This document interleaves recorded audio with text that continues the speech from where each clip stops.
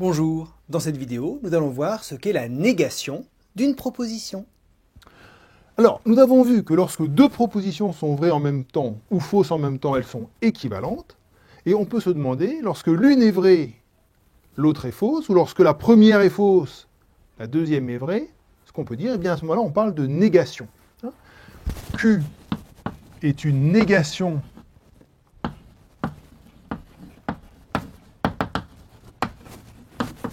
de P si P est fausse lorsque Q est vrai, ou bien lorsque P est vrai lorsque Q est fausse.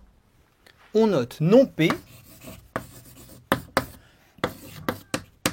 la négation de P. Si P est vrai, non P est fausse, et si P est fausse, non P est vrai.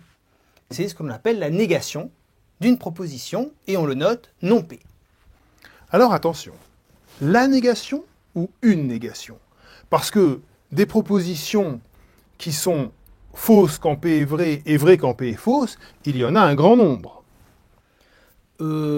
Là, est-ce vraiment différent? Et oui, savoir s'il y a une seule négation ou plusieurs, c'est un vrai problème. Il y en a plusieurs. Mais ce qu'on appelle la négation d'une proposition, en général, c'est une négation de P qui vérifie une certaine règle syntaxique, que l'on construit à l'aide de règles syntaxiques que nous allons voir. Par exemple, si on a une proposition qui s'écrit P ou Q, quelle va être sa négation?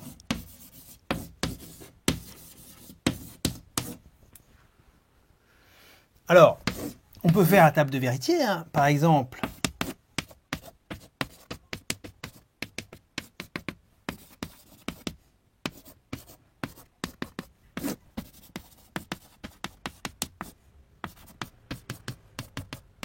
pour avoir une négation de P ou Q, il faut trouver une proposition qui est fausse lorsque P et Q sont faux, lorsque P est vrai et Q faux, lorsque P est faux et Q vrai, et qui est vrai lorsque P est faux et Q est faux.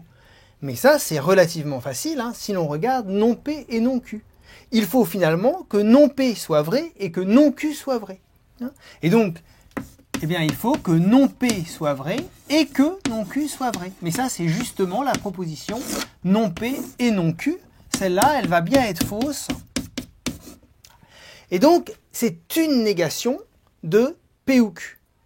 Et c'est ce que l'on va prendre systématiquement lorsque l'on aura à trouver la négation d'un ou.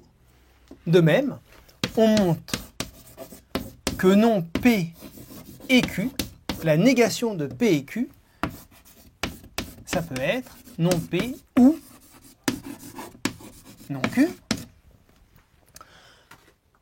Pour que P et Q soient faux, il faut que l'un des deux soit faux, ou bien que les deux soient faux.